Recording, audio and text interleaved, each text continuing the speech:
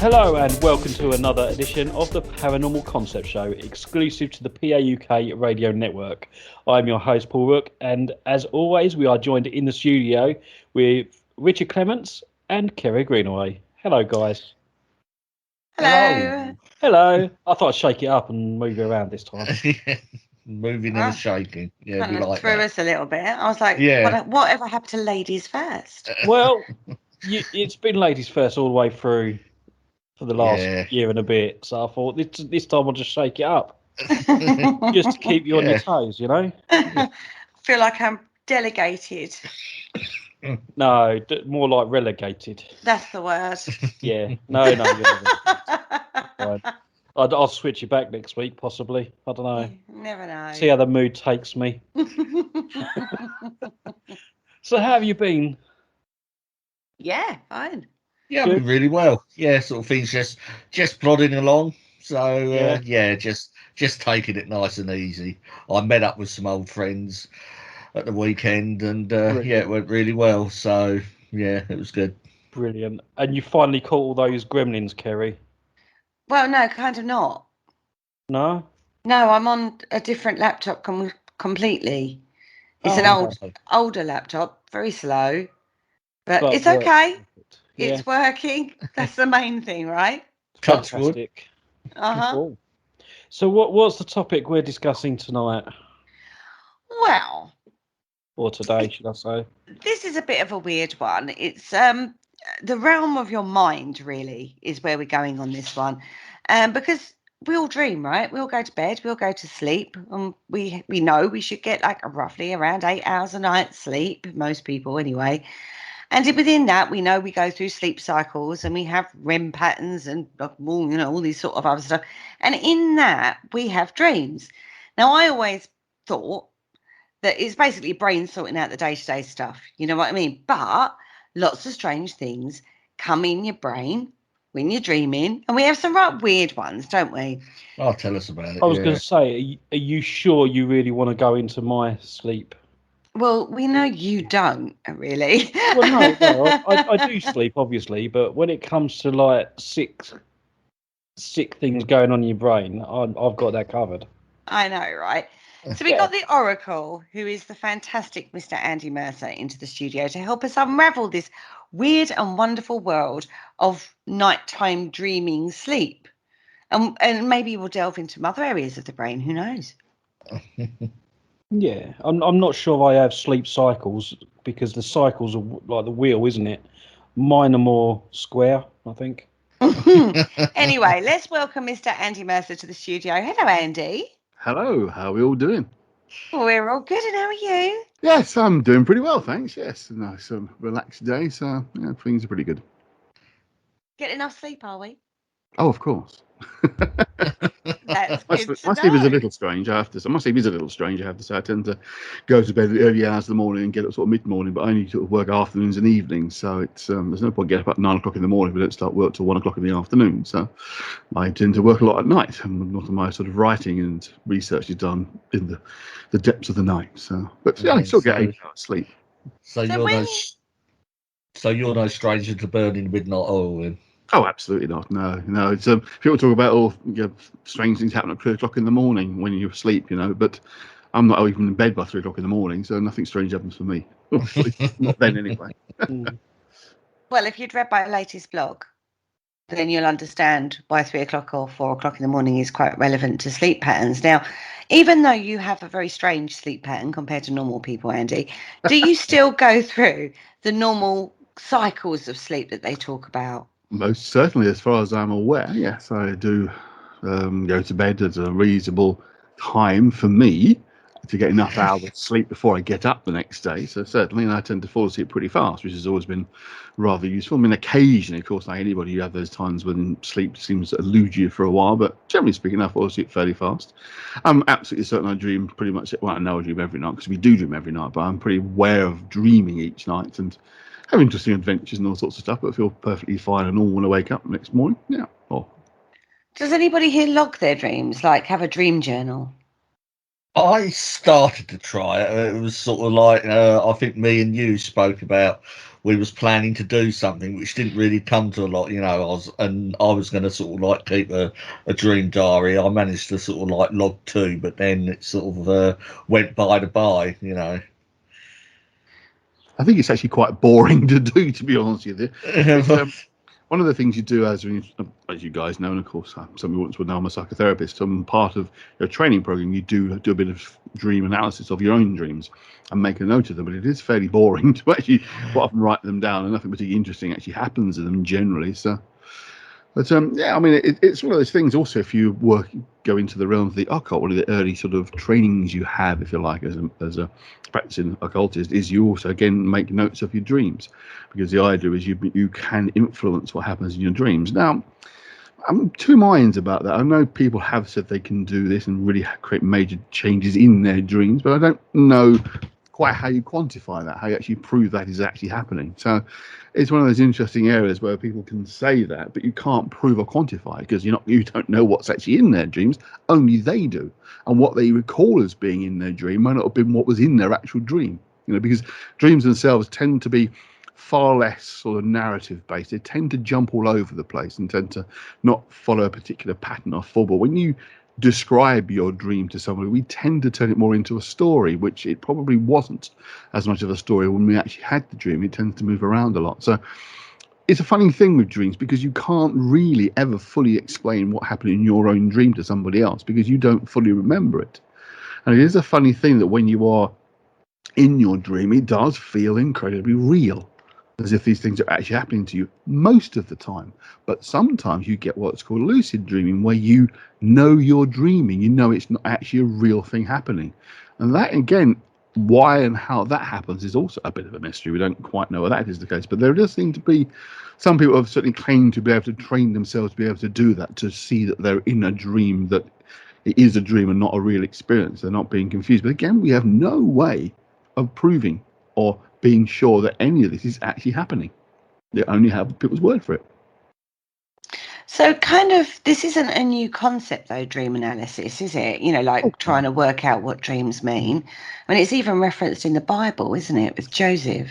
So I was about to say, yes, some of the earliest, more detailed records, if you like, of dream analysis would be found in things like the Bible. Of course, the other mythologies have them as well, but because it's one that we have probably the most detailed description of dreams, because it's coming from the Old Testament, of course, that yes, I mean, and throughout history, a lot of cultures put a lot of great weight on dreams, as if they were, prophecies of the future, that you could actually prove things that happen because you dreamt them first. Again, it comes that same simple question. You can never prove any of this, but someone claimed to have dreamt of an event occurring and then it did, but you could easily just make that up. You can't be sure they did, but we can certainly just say that people can use dream analysis, prophecy, for a way of influencing things. To have claimed to have dreamt a certain thing is going to happen if you do this, and you can warn the person or society, if you like, in ancient times, that don't do a certain thing, as our dream seer foretold that this would happen if you did this. Then it's a great way of stopping things actually happening. But again, you can't prove them. How much do we then think that this is more a leap of assumption from, because you could, how do I explain this? Like, on a day-to-day basis, we're getting so much information, aren't we? Mm-hmm. That we're consciously aware of, but there's also an awful lot that we're unconsciously absorbing as well. Yes. Oh, absolutely. So how much is that then a rational assumption on facts that you have absorbed, rather than it being a prophecy kind of scenario? Do you know what I mean? Like a prophetic Well, I think the thing. first word to throw out is rational, because dreams are never rational. They are. All of our dreams are built upon things we know.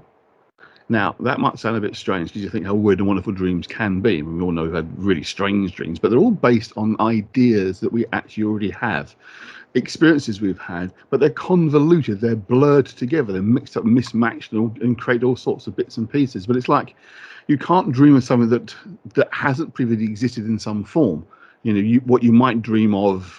So, for example, you dream of a spaceship coming down in front of you. That spaceship will have elements of it, of something you've seen in a film or a movie or a book. It'd be like bits of the, I don't know, a Star Trek Enterprise or a Millennium Falcon or a Star Destroyer or something from Buck Rogers or whatever. They tend to be an amalgamation of those bits and pieces. So whatever we dream about is always part of what we've had as an experience. They're not complete, total fantasy. They're based in something, how convoluted and weird and wonderful they might seem. Now, people are probably thinking, well, that's not the case. I've dreamt this really strange stuff. But if you can break it down completely, you'll find there are always going to be, its constituents are going to be something that you've seen or read, but it's blurred things together, brought things into the picture that weren't there in the first place in terms of all the bits and pieces of an experience. They create that sense of this is sort of constructed dream, but it's built on what you have experienced. Is there a time limit on this?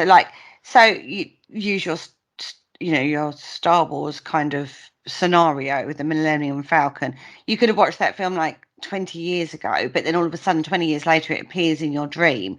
Is that just where your brain is like almost assimilating the information that you've received during the day, but relating it to stuff that you may have had in the past? Absolutely, because very importantly, and also a very important element in psychotherapy generally, there's no such thing as time in the subconscious.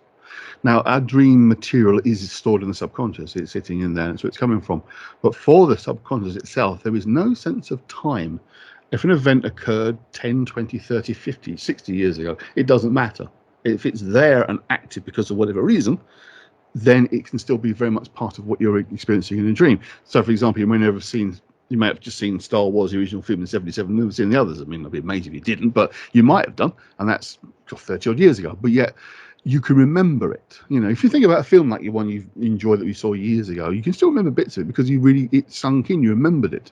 Like any event you experience, you tend to find it sinks in because it's an experience you remember because something's happened in it. So that can be the fuel, whether it's something you've read you've seen in a film or read in a book or you've experienced yourself. Doesn't matter when it was, it can still feed into a dream you'll have tonight.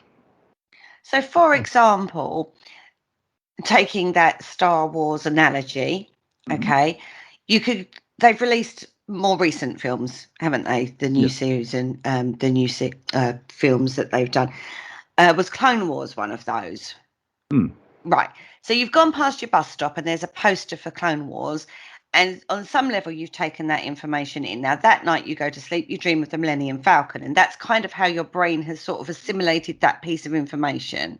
Is that how it works? Certainly possible. Absolutely. Even though you might not have watched the Millennium Falcon film 20 years before. Do you know what I mean? It sort of brings all those facets together. Now, in regards to memory, we don't store memories linear, do we? We store them linked to emotion. Exactly, and that's the whole point about not being. There's no chronology. There's no sense of time with those. The events connect because of experiences, or you can have two things that occur 30 years apart, but if there's a similar effect on you, similar feeling, then they'll connect, and you'll remember a kind of a connection, or at least you remember the early one being blended into the current one, whether it's a memory you're remembering or it's part of a dream pattern. It's still bringing those pieces together because of an emotional basis to them. Okay. Boys, have you got anything to add at this point? So, why are dreams so elusive? I mean, like before we done this show, I had a few examples. I know I had a few examples, but now they're suddenly gone from my head. I mean, where do they actually reside? I mean, you sort of, most of us have the feeling we wake up at the end of a dream. We wake up. And it's quite fresh, but then it will fade throughout the day. I mean, why don't they sort of stay with us? Because the experience is less real than the real world, essentially. The real world experiences are external information coming into you for your eyes, your nose, your ears, everything. It's coming into your external world. Your dream is purely internal. It's internal processing only. So when you connect with something that's actually in the real world happening to you, it's a lot more real than what's happening in a dream. If you imagine in a dream you're dreaming you're on a beach in the sun, you're not really on a beach in the sun at all. But if you're on the beach in the sun, then you feel the sand beneath you, can get the warm sunshine on you, you can feel the warmth of the sun, the wind, everything. It's all coming into you externally. So it's a much stronger signal because it's actually coming into you rather than just working on what's inside your mind. Right, okay. So real-world events quite quickly will override a dream. But it's a funny thing. It's one of the things, again, obviously I'm going to reference a bit of therapy work. Often people having sort of anxiety issues will often have quite a bad time in the morning, because they may well have dreamt something uncomfortable, unpleasant, and the feeling will linger for a good 2 or 3 hours even after you've actually woken up. And as soon as the real world starts to take over, you have real world experiences, you start to push it back a little bit. But often you feel, if you're having bad time with your dreams or having nightmares, that you'll feel the effect for a good few hours after you wake up, because your brain's still in the process of often waking up. It's not fully awake, can be for 1 or 2 hours afterwards. There's still more internal processing happening. So again, you will get that kind of hangover from a dream, particularly if it's an unpleasant one, because it's, again, there is an element of the subconscious not necessarily realizing it's creating the imagery itself, and there's a part of it feeling as if it's kind of real, not as real as the real world, but can feel more real because it's an adverse experience. So that kind of lingers with you a little bit longer than it would if you just had an ordinary dream about, I don't know, mowing the lawn or something. Yeah. So much. So your mind will just discard it when you sort of wake up, and that's sort of. But it's a gradual thing, so it doesn't just turn off when you wake up and the conscious brain flips back in. It's, I mean, your brain, most of your brain is active throughout the night. Often the frontal cortex bit, the bit that's the awareness of the world around you, that's sleeping, but the middle bit is hard at work processing stuff. Paul, going to bring you in at this point. Yep, I'm here. What are you making of all this as the man who doesn't dream? I don't know. It's sort of, I can understand exactly what Andy's saying. And yeah, to me, it's just a dream world that you just, when you get up, you just focus on the day ahead. It's almost like your brain's sorting through all the information of the day before and just filing it away. But someone did actually ask me about a dream that they had. They dreamt that they were pregnant, and the only person that would support them was one of the family members that they get on with least. But they've had this dream for like 4 nights in a row. What would you make of that? That comes under what we call a wish fulfillment dream. They want to get on better with that person. The subconscious creates a scenario by which they're going to try and get on with that person. So it creates what we call wish fulfillment. It's the idea of making the world be the way you want it to be. It's a subconscious process that's behind that. But, everyone dreams every night. We can tell by wave pattern analysis of brain activity during sleep when people are dreaming, because there's certain areas fire up, and there's been lots of correlation showing the person has had a dream and the brain is active at that point. So we know everyone dreams at some point during a normal night's sleep. But whether you remember it is a different matter, of course, and people will deny they've ever remembered anything because they don't remember it. And then we'll say, well, I didn't dream then, did I? Well, yeah, you did. You just don't remember it. But certainly dreams like that, anything where you having a happening that you might not consciously say, yes, I want this to occur, but it's part of that would be like a mechanism for bringing 2 people closer together who might have, for whatever reason, drifted apart or not got on. So you do find that, people do have those kind of dreams. A more simple example is you fall out with somebody and you dream that you've fixed the problem and you've sorted something out. You're having a conversation with that person, only to wake up in the morning and think, no, I haven't. I still can't stand them.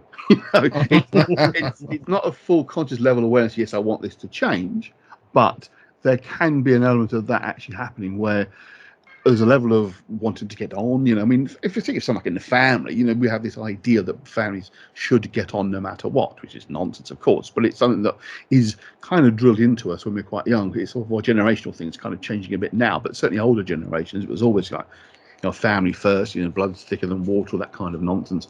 So there's often an innate desire to perhaps reconcile with a person who may be irreconcilable, but there will be an unconscious desire for perhaps some kind of reconciliation that will manifest in a dream effect. So people can have that kind of, oh no, I never want to speak to them ever again. I actually do not. Interesting, if you talk to someone like that and they give that real emphatic denial they ever want to, the more someone denies something, the more chances there's an element of truth in that, and they don't like that element of the truth, so they can try to avoid it themselves. But certainly, that kind of dream is more of what comes with the broader category of wish fulfillment. Now, it doesn't mean to say I wish to win £1 million and I dream I do. That's not this kind of wish fulfillment. It's kind of reconciliation of dreams like that, where you're trying to fix an issue or a problem. They come to that category. So we sort of, within that, there's several things that occurred to me while you was talking about that and using that particular dream scenario. There's your darkest desires coming forward there, aren't there? And deep belief systems from what you've been taught throughout, like you say, like the family being the most important, blood thicker than water and all that sort of thing that you said. So they're like created belief systems of what should be idealisms. That's the word I'm searching for. That have been imposed through childhood, generally. Then you've got your desires of maybe wanting that child and that family surrounding you that you may not have. So you've got a lot of other factors at play within this, haven't you? Yep. Oh, yes. I mean, as I say, it's creating a situation that was better than the one that exists for whatever reason, whether it is, you have cases of people having dreams of, being parents, and they're not. They never have been, and maybe not ever going to. But there might be an element somewhere that, for once, at one point, they might have thought, well, that'd been quite nice, and then it will manifest in a dream. So, yeah, I mean, what comes in is often more true in a sense of what you're not prepared to necessarily free consciously admit to somebody. But it can still come into your mind as being, okay, yeah, maybe I would like that. I mean, a classic example, of course, are things like sort of sexual dreams where you're having sex with a person that there's nowhere on earth in the real world you ever would do, whether it's because it's someone famous, you never meet them, or it's, your mate's wife or something like that. There's still wish fulfillment. There's still an element of that existing within us that, quite nice. Even though consciously you think, oh my God, the problems that will bloody cause, doesn't mean to say you're not necessarily going to dream about having that happen. So, you can... For example, you might be a family party of some kind, and one particular member of the family who's a relative is nicely dressed, and she looks nice, and then you find you're dreaming about her that night, and think, oh my God, I shouldn't be doing that. It's my mate's husband or my cousin's husband or wife or whatever. But that's just us being kind of 21st century sort of morals and ethics. Dreams don't have morals and ethics. You can have the other side of it. You have dreams where you murder somebody or kill somebody who's annoyed you, or somebody you just don't like very much, and you dream you run them over in a car or something. You've murdered them. Again, that's still wish fulfillment, whether it's not a nice wish and you wouldn't want to do it for in the real world, but it still comes under that category of wish fulfillment. So how much of repressed emotion gets played out without those constraints of society and culture in your dreams? Well, that is the important point, of course. It does. That's exactly what it does. Repressed emotions, feelings, ideas, concept, things you want to do that you can't in the real world are given free reign in your dreams, because as I said at the beginning, they're not rational anyway. Your dreams are just those sort of odd patterns of events that don't necessarily correlate to anything real, but there is an opportunity to actually fulfill those experiences, to be able to do the things you wish you could do, or at least allow the possibility that your brain can then allow the emotion, neurosis or whatever that's caught up in that to be freed. I say that the dream of sex with the friend's wife, or murdering the person you can't stand. They are both things you really don't want to do in the real world, but your dreams allow you the opportunity to express the feeling, if you like. We can have those dreams where you wake up in the morning and think, oh, damn, I wish that was real. Well, it might be winning the lottery rather than murder, obviously, but I'm sure all of those kind of dreams where we've come into some money or something really good's come into our lives, and we wake up and think, even for a few seconds, think, oh, yeah, oh, no, it was a dream. Yeah, damn it. Well, you all fit in that general category of wish fulfillment. Okay. So it's almost like your brain is like The Purge, the film The Purge, where all constraints are released and you can... Oh, yeah, absolutely. Okay. Paul? There you go. I wish that so happened. Not in real life, darling. In your dream world, it does happen. There you go. It probably has happened in your dream world. You just don't know it. You don't remember. Well, that's it, yeah. Your dreams. I mean, obviously, as a psychotherapist, I've seen people who say they don't dream, and I'll say to them, I can categorically promise you, you do dream. And then, oh, okay. Do you remember breathing 5 minutes ago? Well, no. Oh, obviously it was, because I'm breathing, but you don't remember doing it. Yeah. Oh, yes. No, that's it. I obviously know that I do dream, but as soon as I open my eyes, it's like my mind's just wiped clean. Yeah. Oh, it's entirely possible. Yeah. I mean, I've even had it where I've been so tired that I've gone, like after pulling an all-nighter, for example, and I've gone to sleep for an hour. When I've woken up, I couldn't even tell you what my name was. Yeah. My brain was so knackered. Yeah, I mean, if you only get an hour's sleep, it's nothing like enough anyway. It's not going to get a chance to work through properly anyway. So, yeah. So Okay. So we're getting quite interesting, really, when you think about it. The capacity of your brain and what it does is so far beyond your awake state, right? Well, yeah. Okay, so how important is... do I want to go there? No, I don't. Not at this point. So when we talk about psychotherapy, yeah. which is, a massive string to your bow, Okay. how important is that dream analysis side? Because Freud really was into that, wasn't he? Yeah, yeah, absolutely. And it still remains the case. I mean, it's one thing that probably does unite both Freud and Jung. Obviously, more of a Jungian, Carl Jung. Yeah. But they're probably united in the recognition of the importance of dreams. It's a kind of a two-level thing, though. There are dreams per se and individual person's dreams. Now, dreams per se, and what I mean by that is you get books, you do dream analysis. Now, I have a big bugbear about those things, and any serious psychotherapist will have, because they are not designed for anybody. They're designed for nobody. And the problem is you have no idea of the context of the dream for that particular person. For a simple example, which I often use, imagine you have a dream about a dog. We've got a dog in the background. There's ideal. Now, sorry, I do apologise about my dog. fine. We don't have I always use the dog as an example anyway, so it doesn't matter. It's actually quite useful that the dog's barking because it gets the point across. You have a dream about a dog. You pick up a book on dream analysis. It'll give you a description of what dream about a dog means. But what it can't do is deal with your mindset to do with dogs. Now, if you're a big fan of dogs, you love dogs, you think they're great creatures, you don't mind having a dream about a dog. It'd be quite nice. It could even be you love dogs but don't have one. It's a wish fulfillment dream. You've got a nice big black dog. What if you're terrified of dogs? What if they frighten the hell out of you and you have a dream of a big black dog? That's going to have a completely different effect on you than the idea of a dog fan having a dream of a big black dog. These books cannot take that into account. I often explain this to people that dream analysis books are nonsense because they cannot take into account personal experiences of said thing. Now you can say, well, if I'm dreaming about a dog, it means I'm going to, win £5 on the lottery or something. Well, that's complete nonsense. There's no correlation whatsoever. But you can see certain correlations between individual dreams and experiences they're having as their brain starts to process their experiences. One of the most common dreams that clients have, particularly in deep analysis work, is of exploring a large house with many rooms. That can often happen quite early. Now, have a think for a sec. What do you think that would mean? They want a ghost hunt. And they're not one of us. Right. Exploring.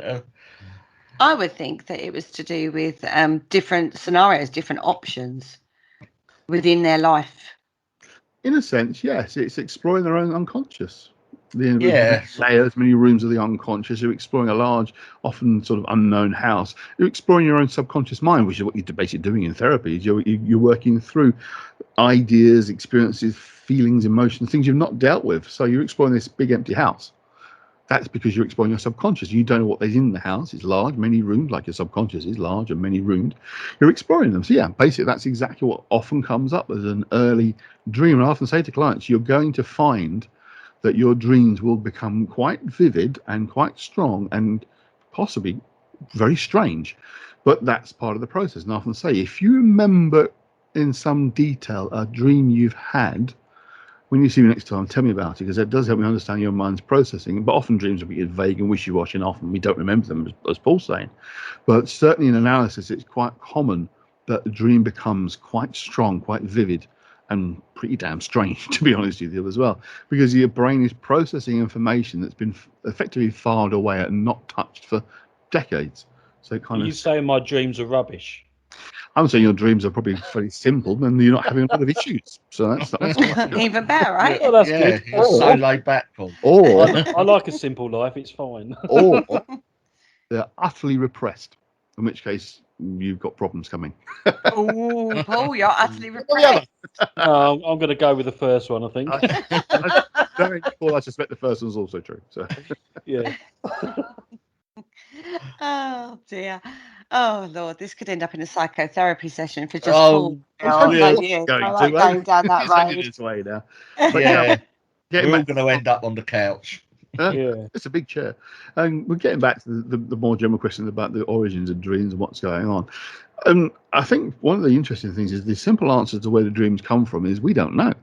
We know the mechanism, if you like, the process, but why the brain might choose what particular imagery it does that particular time when you dream, it can be difficult to say. I mean, we can be sure of the things like we mentioned earlier, when you have an experience that day, then you might dream about it because it was an adverse experience. And often clients report, dreams are similar to the previous therapy session they've had. There's a connection there, but sometimes things crop up and you think, where the hell did that come from? Yourself, you wake up in the morning and think, where on earth did that come from? Why does somebody dream about something like that?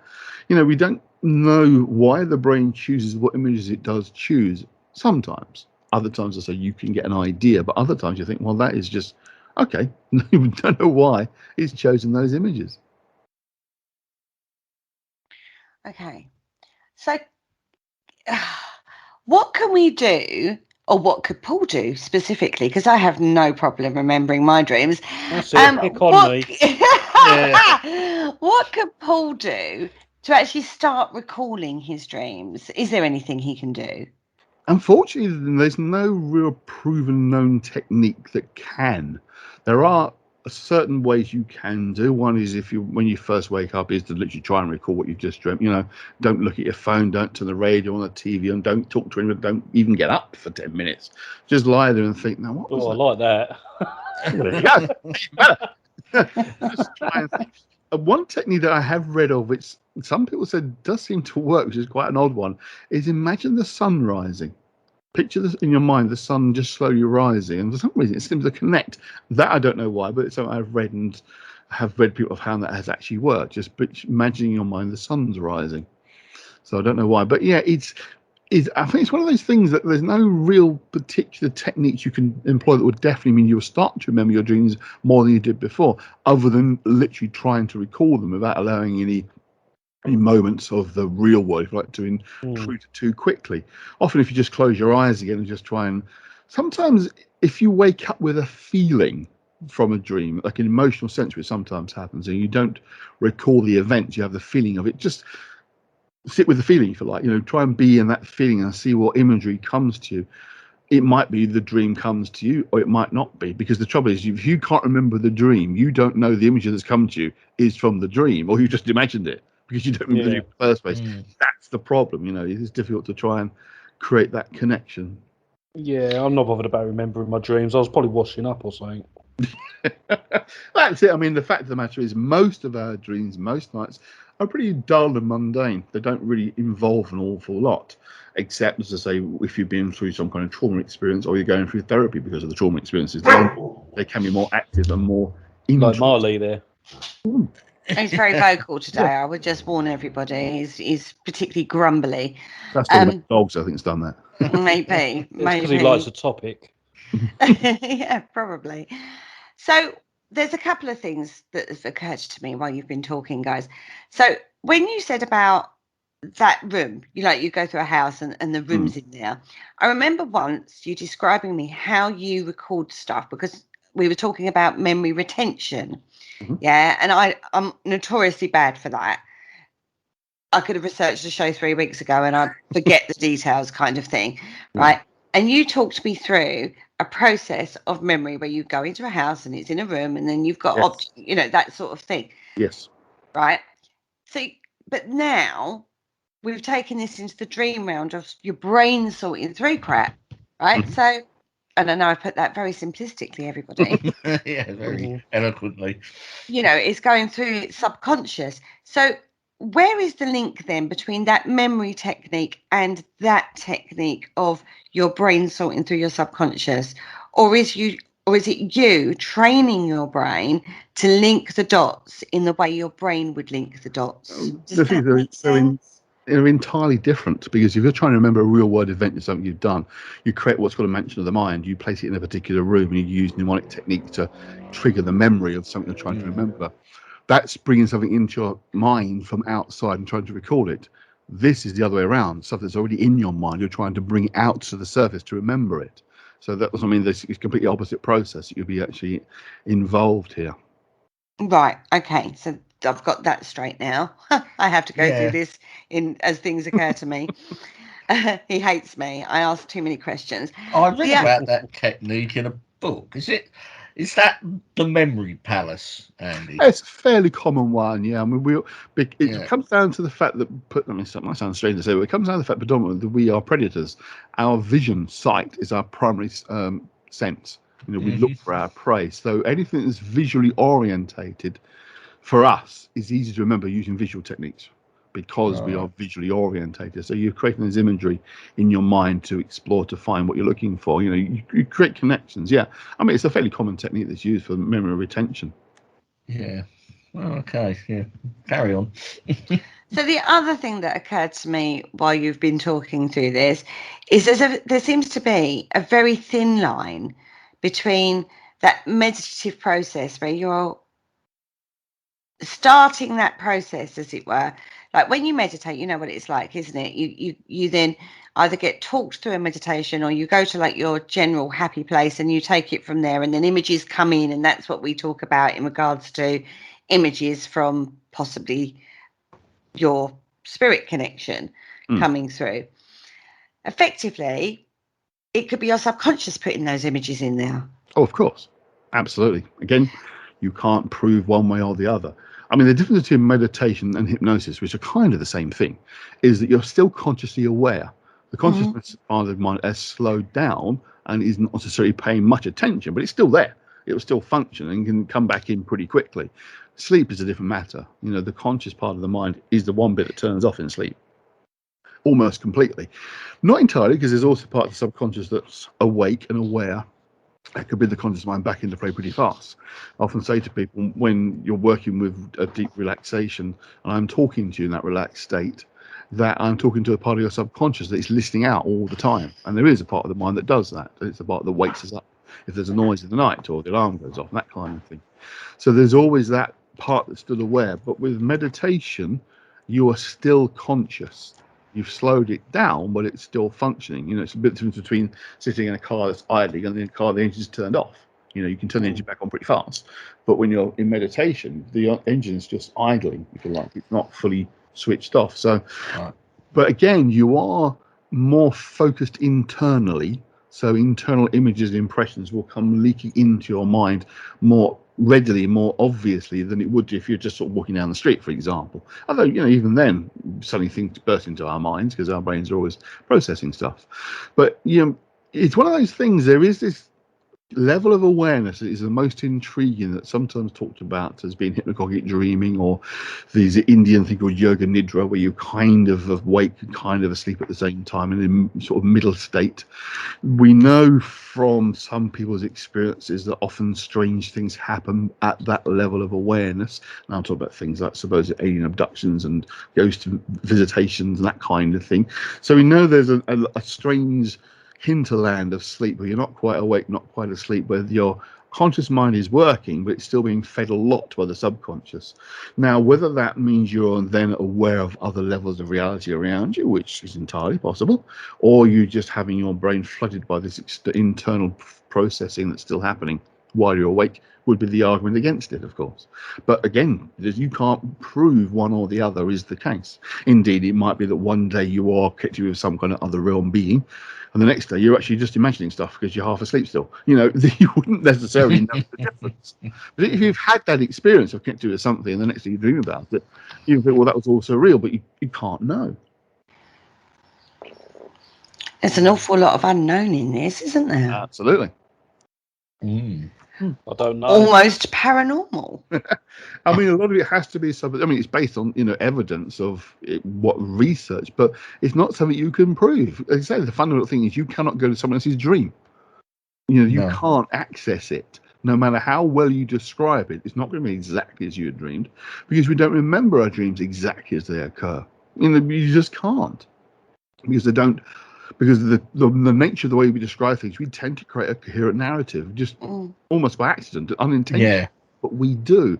Dreams don't. If you really think about the bits of your dream you might remember the night before, They don't follow a narrative. They jump all over the place. You know, one minute you're one place, next minute you're somewhere else. You're with one person one moment, the next minute you're with someone completely different. It's like there's no transition. One hasn't walked off, the other person hasn't turned up. You literally just switched. You know, that's how, when you really think about what you dreamt the night before, if you remember it, Paul, that's what you're getting is just, you could say it's fragmentary pieces, but again, you don't know that. But no one seems to ever recall a fully step-by-step coherent dream apart from in TV and books. You know, real world people don't tend to do that. It's a vehicle is often used in sort of movies and horror films, especially those kind of things, or even in sort of any kind of story where you have a much more coherent narrative of a dream being told to somebody else. But then you would do if it's a story you're telling. Yeah, It's incredibly complicated and intrinsically subtle, isn't it? Absolutely. That's the brain for you. The brain is an incredibly interesting tool. I will say that, because it makes you think all sorts of things. Now, let's just touch on memory while we're all of this. Now, we know this has been bandied about quite an awful lot, that there's such a thing called false memory. Yes. Where your brain fills in gaps. You have an experience and your brain kind of fills in the gaps that you can't fully recall, and it will fill the gaps in based on the emotion that you're feeling. Well, false memory is slightly different. You know, false memory, or what sometimes false memory syndrome, can often be where someone takes on board an external idea that someone's given to them and then believes it's come from it's in their own mind. You know, it's a classic thing that can often happen with things like hypnosis, which can be a problem, is that when you're in a hypnotic state, you're in a very suggestible state. And it has been said on many occasions that people have been given ideas and beliefs that are not their own through hypnosis. Now, there is some possibility of that, but it would always only be coherent. What's the word I'm looking for? It'd only be the sort of thing that you would do otherwise. You can't be given an idea to somebody to do something that they didn't do. You can't create a false memory, but you can create false belief, as in they believe something's the case. It's not, but then, of course, if they believe it's the case, it's not a memory because it's a belief. So you can't create false memory. You can't give someone a memory of an event that didn't occur. You can believe it happened a certain way, but it doesn't mean they have a memory of it occurring that way. I mean, a good example is things like people who confess to crimes they didn't commit. When you really pin them down and go through the details, there's often mistakes and errors and inconsistencies in the story because they believe they did it, and they do believe they've done it, but they tell you a story that doesn't quite fit the events that occurred. So that's slightly different. Right. So let me get this right. So if you say you hypnotize somebody, and you convinced them or made them believe that they robbed a bank. Yes. That person would believe they'd done that crime, but in actual, unless they were a person who had a potential for robbing banks in the first place, then they wouldn't believe it. They wouldn't take it on board. Let me put that slightly differently. You'd probably come under the category of someone who was mentally disturbed anyway, if you could do that to them. You know, the average Joe public person who's more or less normal, might have a few problems, whatever, you couldn't do that to them because you would not cohere with their belief system. They'd have to already be someone who would rob a bank anyway to make them believe they've done it. You couldn't create a belief completely out of the blue unless there's some kind of mental process problem. Put it nicely, but unless you already have major mental issues, you wouldn't believe that. So how does is it Darren Brown get away with convincing people that there was a zombie apocalypse and how to murder someone? Yeah, it's not. He doesn't use hypnosis. What he does is very different techniques, very, very clever mind manipulation in terms of putting ideas to people on almost subconscious level where they take them on board without realizing they've done it. Right. They will connect up and create a belief about an experience because of the cues he's left. He's brilliant at what he does. He doesn't use hypnosis, hasn't done for years. He uses elements of what's called an NLP, which is a kind of mind training program that you can use for yourself to train you to do certain things. But again, he would be very clever it's the old-fashioned thing with the stage hypnotist. They would select the right person deliberately who would be able to go along with the idea of what you're doing. You know, a good stage hypnotist would make jokes and observe his audience, talk about stuff before he starts doing the actual hypnosis work, looking for people who respond in a certain way. If he sees the kind of response he's looking for, he'll pick that person. And Darren Brown, of course, probably doesn't do it himself, because there's people who does it for him, and make sure the audience are the right kind of people who would respond in the way he'd want them to the stimuli he's leaving around for them. So, you know, if you might have some idea in the back of your mind that maybe a zombie apocalypse can happen. I mean, a good example, we don't necessarily want to talk about the whole pandemic nonsense, but if you think back at the beginning when everyone went mad for buying pasta and toilet rolls, because the Australian Prime Minister said that pasta toilet rolls might run out, they were responding as if there was a zombie apocalypse happening. If you think about it, the way they respond, never any suggestion anywhere that shops like sort of House of Tesco, etc., were going to close at any point. That was never suggested. You're right. Both me and Kerry have been in training for a zombie apocalypse for like 10, 15 years. And, you know, we've never seen in any of the training pasta and toilet rolls. Exactly. But I think you'll find the kind of person who rushed out and mass bought that stuff are the kind of people who probably watch shows like The Walking Dead, because the idea has been put to them. Because and one of these things they talk about, this idea of conspiracy stuff, is that the media start putting out a particular idea in preparation for that idea to come true. I see lots of programs on TV about zombies and zombie apocalypses and zombie movies and TV shows and what have you, because there's one about to happen. It's kind of but on The Walking Dead, they don't use pasta or toilet rolls. So if people watched it, then they would know. Yeah. No, but they're equating it. People equate it to, like, at the time there was talk of, say, lockdown. And we'd already seen Italy and Spain, and those have been heavily media-driven narratives of lockdown. And none of that, even those shops, none of the supermarkets, the essential stores, none of them closed. They were all stayed open.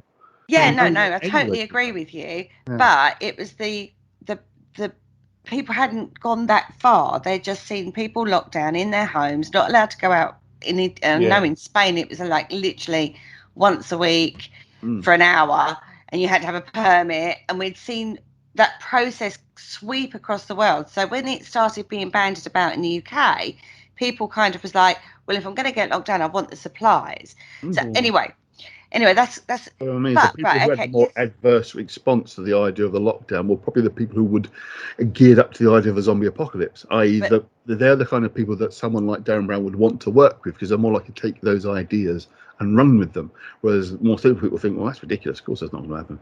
And then it becomes media driven, because it's like, oh my God, everyone's buying this, and then it almost becomes like a lemming effect. Yeah, but the ones that are likely to that follow that pattern would already have in place in their mind the idea of some kind of apocalypse occurring. Okay, we've kind of gone off a bit of topic here, but not entirely, because we're talking about the idea of how the mind can be manipulated, and that's exactly what that was about, unintentionally and not deliberately, but that's how manipulation occurs. So how on this manipulation side of things, how intrinsic is the media in driving that?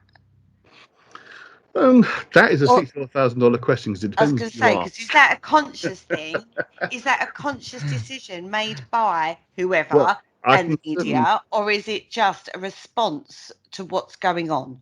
Well, the media itself, now let's be more specific, talk about news media, because general media, TV stuff, it's fine, but that's news media we're talking about, whether it's TV, radio, or whatever. It is driven to create anxiety, because if you make a story anxiety generating, you're going to want to know more. So they'll present it in a way that makes it seem scandalous and scary, so that you'll continue watching, so that when the adverts come on, the companies can charge more for the advertising space because they've got a bigger audience watching. Good news is nice, but we don't take a lot of notice of good news. But when something bad is happening, we tend to want to know more about it. So they tend to promote or push negative stuff because they want you to carry on watching so they can sell the advertising space. Now, of course, BBC News doesn't have adverts, but it has to compete. And if it's clearly losing ratings compared to other stations, it knows it's got to respond, and it will respond in kind by doing the same thing, getting you to stay tuned for more information. Sometimes you hear a story of an event that's occurred, and we bring you more breaking news about that event, and well, there is no breaking news. For example, say, a person's a person's died, a famous person's died, and we bring breaking news, this person's died of cancer, they were fighting for a long time and they've succumbed to it. We'll have more news later about it. Well, what more is there? But you'll have them still talk about it an hour at a time, again and again and again, as if it's some kind of breaking news story that's going to develop further. Well, of course it's not. But they'll present it that way later. So you'll carry on watching and listening. That was the same thing when Princess Diana died. Mhm. It was on news for the whole day. Yeah. And it's like, how many times they want to announce she's dead? Exactly. It's like, Prince Philip recently, I mean, even more so because that's just natural old age. But yet it was like major headline news all day. It's like, what more do you want? The man's gone. He's not going to be ungone. There's no more story to it. It's not like he's been assassinated and they're looking for the killer. He's died of old age. But yeah, the news will drive it that way to make you think there's more coming. There's more to it. And it's always anxiety driving stuff. The uncertainty about the royal family now that Prince Philip has died. Well, what uncertainty? Nothing's changed. So how much of this is right? I always do this when we're talking about the brain side of things. I get ideas and then, right. So we've got all this going on around us, this media driven thing, this, then you've got other people talking about it, whether or not you're at work, they go, oh, did you hear the news? Blah, blah, and all this. How deep buried does this go into your subconscious? Well, very is the simple answer to that, because we are geared to look for danger, look for threats. As I say, the problem with good news is it's not a threat, so you don't take notice. Things that can threaten your life and limb. Your brain is designed to process danger, to prepare you to act in a situation that is dangerous. But that's real world, the immediate threat in front of you, danger it's looking for. The idea of the saber-toothed tiger is about to attack you, or a cave bear, which would have been a real experience for man sort of 100,000 years ago. Our brains are geared to work that way, to prepare us for real immediate threat and danger, to give us the energy to run away or fight your way out of the situation or freeze and hope you're not seen. That's how our anxiety mechanisms work. But they can't cope with the flood of information we get now, because most of it is irrelevant. You watch something on the news, 99% of what happens on the news you can do nothing about. You can't change at all. But it's designed to give you that anxiety reflex reaction that's very basic instinct. It's centuries, millennia old. It's deep rooted within us. We look for threats and dangers. Like, people have problems with things like lots of noise and stuff. Well, noise is the threat. Silence isn't.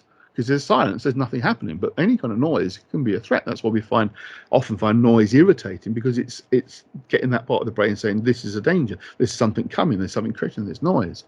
So it goes very, very deep. I know this stuff as a sort of a psychotherapist training. The people in the media who design TV programs, etc., obviously know all this. News companies know this. They've paid sort of top-flight psychologists to analyze this information and say, yeah, if you present this in this way, it will have this effect and have a bigger audience. So it's very deep. So this is where PTSD and stuff like that come in, isn't it? Oh, absolutely. You need to be very careful. You've had any kind of anyone who has that from, say, any experience, they're going to want to know more about things going wrong, because, again, they are now high geared to having to deal with the threats or danger. And that's why, PTSD needs good psychotherapy to help you calm the system down. Because it's triggering that fight or flight response. Exactly. And often it's misinterpreted, because this is the thing. You're going to fight or flight, you get an anxious feeling. Something bad happens on TV, you get butterflies in your stomach. You see it, oh my God, that's happening. Oh, now, there's several things happening there that are completely useless. One, most importantly, very importantly, for your brain, your subconscious, that big thing in the corner of the room or opposite the room on the wall, the TV, isn't a TV, it's a window to the real world, and that's happening right in front of you. Your subconscious can't tell the difference between TV and the real world. That's why TV works. That's why films work. Cinema screens, you sit in a gigantic screen in front of you. It's like, that's absolutely real world. That's where you get engaged in these things. You have an experience of watching a film. You get scared in a horror film. You feel sad in a good love film or whatever. You have emotional reaction to what you're watching because your subconscious sees it as the real world. If you think about it, a cinema screen is 20 frames a second of still images. They're not even moving. There's an illusion there's any movement there, just because the speed that you're watching the picture makes it appear to be real. TV screen is hundreds of thousands of tiny coloured dots that change colour. That's what you're actually looking at. It's not a real person's face at all. But your subconscious, even your conscious mind doesn't get that because you get caught up in it. But your subconscious completely caught up in that. So you have an anxiety reaction to a bad news on TV because your body is then responding to the threat that's right in front of you that you need to run away from or fight or hide from, give you the energy. That funny feeling in your stomach is adrenaline rush that comes because your brain believes you're under threat and you need to act now or you're going to die. That's the basic thing that's happening. But we don't realise that, of course. Okay. So out of all of this, we have an emotional response which creates a memory which goes into your deep subconscious, filed away, and then comes out maybe 20 years later in a dream. That can certainly happen, yeah. Again, you see, your subconscious is always processing. One of the things that happens when you sleep is your brain does process the day's events. It files them through and works through, and things get filed into no longer matter and get pushed to one side. And sometimes there's a triggered response to something that's happened. Something happens, you think, why am I reacting? What's that bothering me? And you forget about it. But then when you go to sleep, your conscious mind switches off, the subconscious starts playing with the information, and you have a bad dream, or you have a weird dream. It's to do with whatever's just happened, but it's because it's connected to something that's happened in the past. Right. Well, gosh. A lot of information in this first half, don't you agree, boys? Yeah, Oh, absolutely. yeah. I'm going to be dreaming about it for months.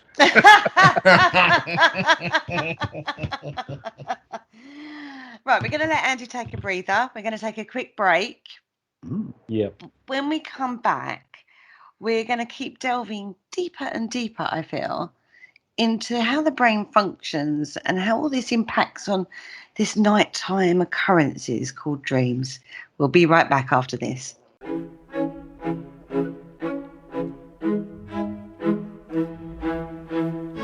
Hello, Harry Price here.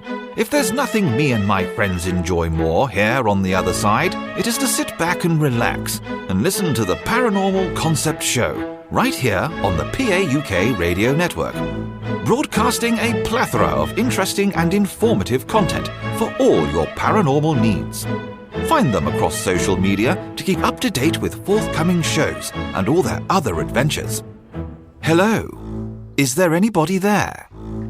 And welcome back to the Paranormal Concept Show, exclusive to the Paranormal UK Radio Network. And in the studio, we have the lovely Andy Mercer, and we're delving into all things sleep and dream and memory. And God, we've gone down quite a few tangents, but it is actually quite relevant to our deep subconscious and our conscious state and how that affects our dreams. So, okay. There's a few things, as you can imagine, to continue this conversation. So first of all, let's talk about sleep paralysis. Oh, yes. Okay. Now, sleep paralysis is that verge of waking and sleeping, right? Mm-hmm. Where Not you quite. then sort of have old hag syndrome.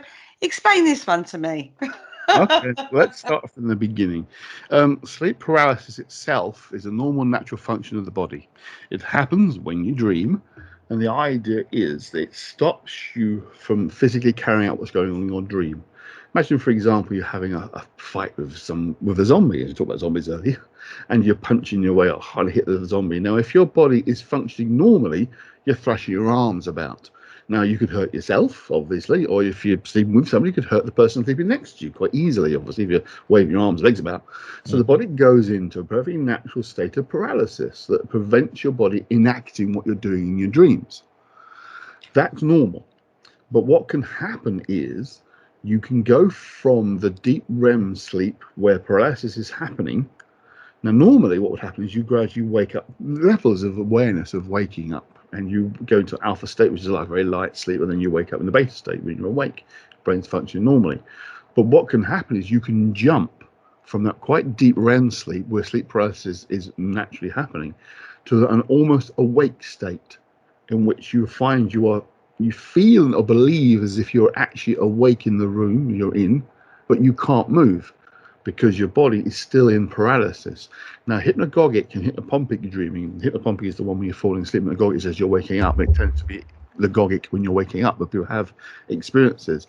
Is that the brain is still in the sleep dream phase, I should say, but it's no longer in the delta phase. It's awake, the alpha. So it's almost fully functional. You're almost awake, but you're still dreaming. And this is what happens. You have a combination of the two, where your body can't move and you think you're awake, but you're actually almost still asleep. But you're kind of aware of your surroundings, like you do as you're nodding off sometimes. If you're half asleep, you know kind of where you are. And so you have an awareness of where you are, but your brain's also having the dream processing also happening at the same time. And people experience all sorts of strange things seeming to happen when you're in that middle phase. Now, it's something that I've been fascinated by for absolutely years, and I wrote a piece for a psychology journal years ago about it because I found it so fascinating. I noticed an interesting correlation. Now, some people jot them down and don't like this at all, but unfortunately for lots of people I've spoken to, and I've spoken to a lot, there is a correlation between what they're interested in and what they believe in and what they experience when they have sleep paralysis and hypnagogic dreaming. People who have an interest in science fiction, whether it's science, fact, even science, space, and that kind of thing, tend to have an experience that is analogous to the idea of alien abduction, whether it's taken aboard an alien spaceship or they find there's aliens in the room with them. People who had more of an interest in the supernatural, whether it be ghosts, real ghosts, or just like horror movies and that kind of thing, tend to have what was being called the old hag syndrome, where you get the impression of an old woman in the room, possibly sitting on your chest. There is definitely a correlation between what you believe in or interested in and what you experience. And if you have interest in neither, you tend to get what we see much more mundane experience, however strange it might be. A good example was a guy I had as a client many years ago, very early on. Now, he came to see me with sleep problems. He was an accountant, and he was having a lot of problems with his work. It was affecting his sleep and wanted some kind of help with that, plus general stress levels. And I always ask people about sleep and dreams and that kind of stuff as part of the process. So give me 2 seconds, I need a drink. I said to him, do you have any problems like sleeping or waking up or anything like that? And he said, well, funny enough, I had an experience a little while ago that was really quite weird, that I didn't understand what was going on. So I woke up in the night and I was convinced my kids were at the end of the bed. They'd come into our bedroom and they didn't bark, but he said I kind of knew they were there, but I couldn't see them because I couldn't look down. I was just sort of stuck staring at the ceiling, and I was really quite freaked by that. And I sort of called out to my wife, and then I woke up in the morning. So I have no idea what was going on there. Now, he explained that was classic sleep paralysis and hypnagogic dreaming, the two going together. He had a sense of someone being in the room, but for him, it was just his kids, because he had no belief in anything paranormal or supernatural. It was his kids, and didn't know why they were there. So he said to his wife, well, that kids, well, he asked the kids, were they up? And they said, no, we didn't. And he asked his wife, didn't you hear me calling out to you? She said, no, I was asleep. I didn't hear anything. And he thought, I must have dreamt it. And then I explained about what can happen with this kind of thing. Another good example was a guy I used to work with many years ago when I worked in London. I was working in retail when I was trained to be a psychotherapist. He was Scottish, from Edinburgh. He'd done his first degree up in Edinburgh University and come down to London School of Art for his master's in art. And he said he lived in a one room of a shared house when he was studying. And whenever he was close to a deadline and the work wasn't finished, he wasn't ready, he was a bit freaked out, but he used to have this really weird experience. He said it was really strange. I'd wake up and there'd be a yellow light outside my window, like the sort of thing you get in a street headlight, street lamps, as it used to be now because they're all white. But there isn't one outside my flat, outside the building. There's nowhere near me. He said it would be there, and it kind of come into the room, and then it would just disappear across the room. He said it's really weird, and I don't know what it was about, but I used to get it when I was stressed out. And he said, lo and behold, the first year of doing his master's, he was getting a bit freaked out about the coursework, and he had the same bloody dream. Same thing happened. This light appeared outside and came into the room and went across the room. But it's a totally different building. I'm in London now. I'm not up there. No, he didn't believe in the supernatural or anything. He didn't interest in. And he said to me, I can imagine someone would think that was like a UFO or something, or aliens coming into the room. I knew when it wasn't. It was just my brain doing weird stuff when I'm stressed out. So it's interesting. You see there is that understanding, that depending on what your belief system is, will temper what you experience or what you believe you're seeing or experiencing. And I thought that was absolutely fascinating. But it is a well documented phenomena, but for a long time, of course, we had no idea what was happening, and people were having this experience of the belief there was something in the room with them. Now, there is an interesting psychological causality between the idea of someone being in the room and what you're experiencing, but it's back to front. What is probably happening is you feel you're waking up, you can't move, and your brain draws the obvious conclusion: if I can't move, something's stopping me. Something external to me is stopping me. So people talk about having these things holding them down or sitting on their chest, and that kind of thing. Holding them down would be the aliens. Sitting on chest is often the old hag. Something external to you must therefore be holding you in place, because you're not tied down, but you can't move. So therefore, there must be something stopping you move. Also, in terms of how our bodies respond to the waking process, areas that are most physically sensitive are often, because they have the largest number of nerve endings, are the first parts of the body that start to respond as you come out of the paralysis. And of course, one part of male and female bodies that have the most nerve endings, genitalia. So often the idea of you being fiddled with or interfered with by this, whatever it is because that's the first part of your body that's actually waking up and responding physically again. Right. Often it's a normal need, and then you need the loo because your body recognizes it needs the toilet. And often you can be woken up by the need of the toilet because it's actually quite strong.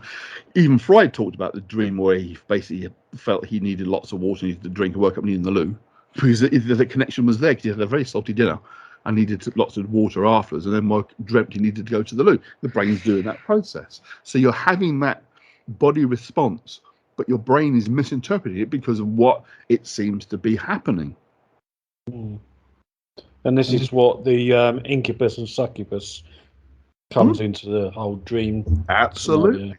Absolutely. It makes if you think on an ordinary level, it makes far more sense to think something's coming into your room and sitting on your chest and fiddling with you than the idea of your brain doing weird and wonderful things as you're gradually waking up.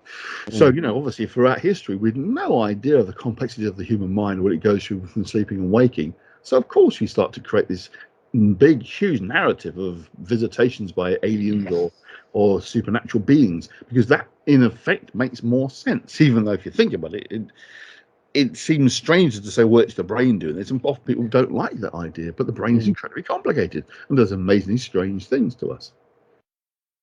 It There you does. go, Daryl. That kind of explains that little experience you had. One of the Me funny after things, all. see, one of the things is we work consciously awake day to day with the frontal lobe, frontal cortex. The paleomammalian part, in the middle bit, is far more powerful. But yet, when we're awake and conscious and everything's going normally, the frontal lobe is in control. But any excuse for the frontal lobe shuts down a little bit, and the middle takes over completely. Rational thoughts the rationality itself is an invention.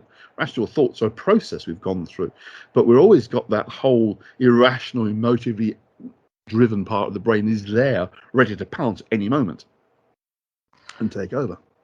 So is that where anxiety and depression and mental disorders sit, is in that back bit? Primarily, yes. The bases are in there. The great majority of psychological disorders are to do with memory and experiences we've had and how our brains interpreted those experiences and what we think they mean. For a long time, it was thought that people were born with things like depression and that sort of thing. But more and more research shows now it's not. It's the brain's response to adverse experiences. It's not uncommon for someone, say, for example, to have a manic depressive mother who then grows up to be manic depressive themselves. And you can say, well, that's because they've inherited some bizarre manic depression gene. No, they've lived with the person their whole life, and they've learnt and observed, mimicked how to live based on what they've observed. And if they've observed abnormal, what they wouldn't know as abnormal responses to stress and anxiety, then they're going to have what for them is a normal way of dealing with these things. It's no different. As a young child, you observe and learn from your parents because you've got nothing else to follow. Who else do you follow? You can say a teacher, but the teachers are secondary to a parent. A parent's primary, and a mother tends to be the primary caregiver, the primary person. And if they have emotional problems themselves, you're going to mimic those because you see them as being normal. It's what you expect. Yeah. So it is learnt behaviour at the end of the day. It is through maladaptation to experiences. You have an experience, you don't know how to deal with it. So, okay. So is there does it seem to be like a battle between the front and the back cortexes? It can be. It can be, absolutely. Sometimes you do have an irrational response to something. You think, well, why the hell am I having that response? Why am I, why did I do that? Why did I respond that? We've all had those, don't we? You have a reaction. Oh, Oh, yeah. totally, yeah. Yeah, because your subconscious for a little while, that part of your brain has taken control. And you think, and then the frontal cortex, the thinking bit, comes back in and says, "What the hell was that all about? Why did you do that? Why did that?" Because a different part of the brain's working. It's a classic image, but it's absolutely true. If you imagine the mind as an iceberg, your conscious awareness, the frontal cortex stuff we're talking about, is the bit that's above the water. The great majority of it is under the water, and that is the bit that's really driving things.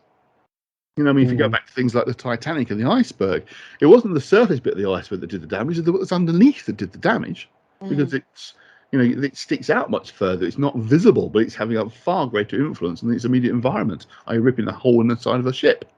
That's how our subconscious works. It's far older. It's far more powerful. And it's been around a hell of a lot longer.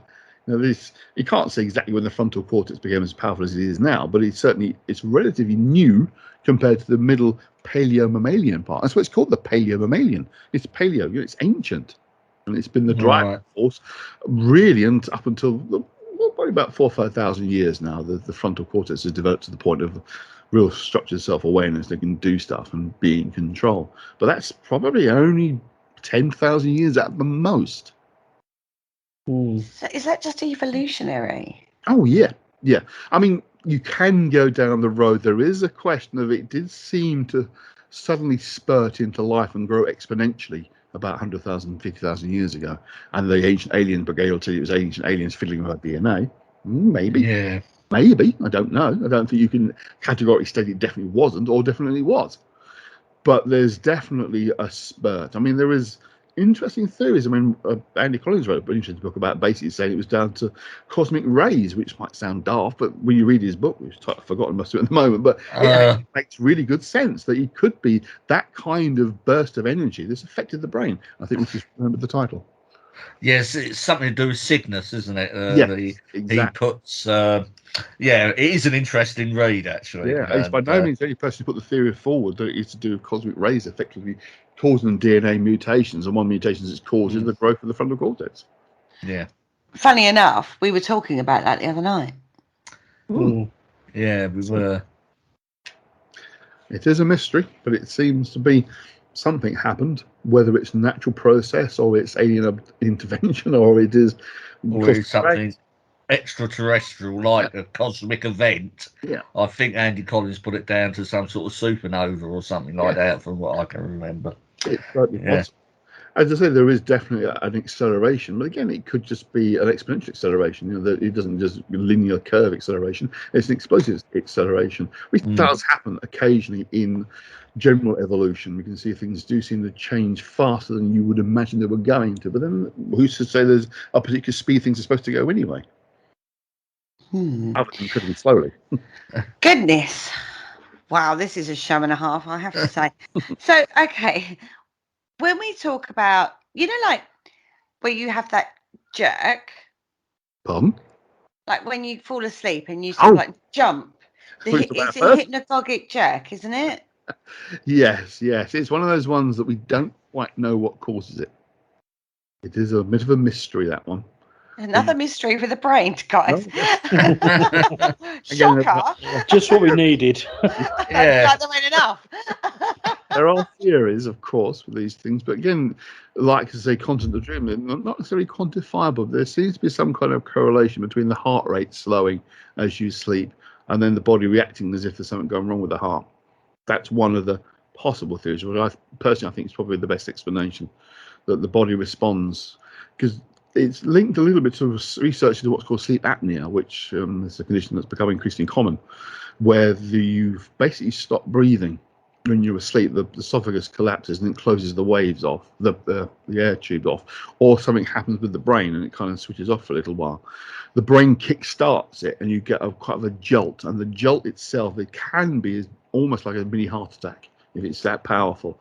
It has a cumulative effect on the heart, can be quite damaging, but it does suggest that when the brain registers something that's going majorly wrong, it will kickstart the heart, or there's a response there. and the body jerk could be part of that process, electrical current process of waking up again because something's going wrong.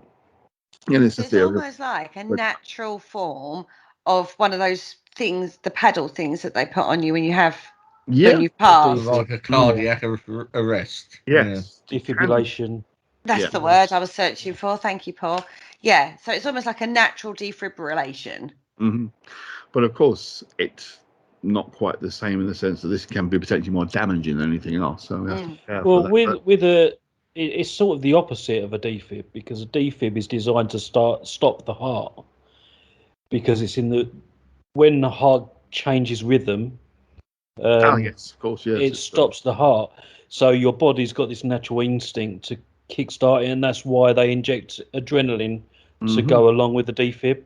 That makes sense. So it's a body's response. Yeah, it is. As I say, the heart is the falling thing. The jolt. The heart is slowed down, and the brain's like, "Oh, that's not right," and sort of jolts you back into life almost. Yeah. But certainly, again, it's a working theory that there is to do that. One of the funny ones, people say that, if you dream that you're falling and you hit the bottom, you don't wake up. How do you know? Oh, that is the old one. You're dead. How can anyone prove that one? It's nonsense.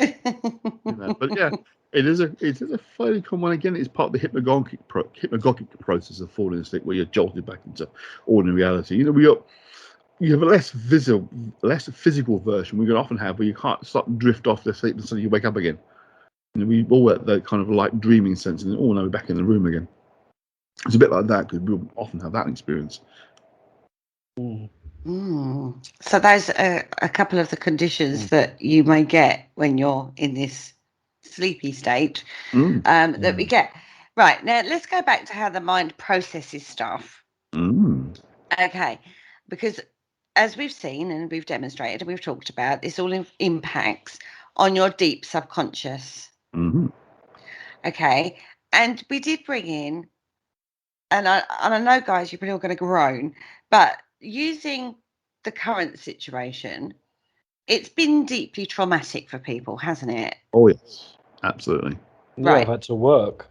Well, we know how traumatic it's been for you, darling.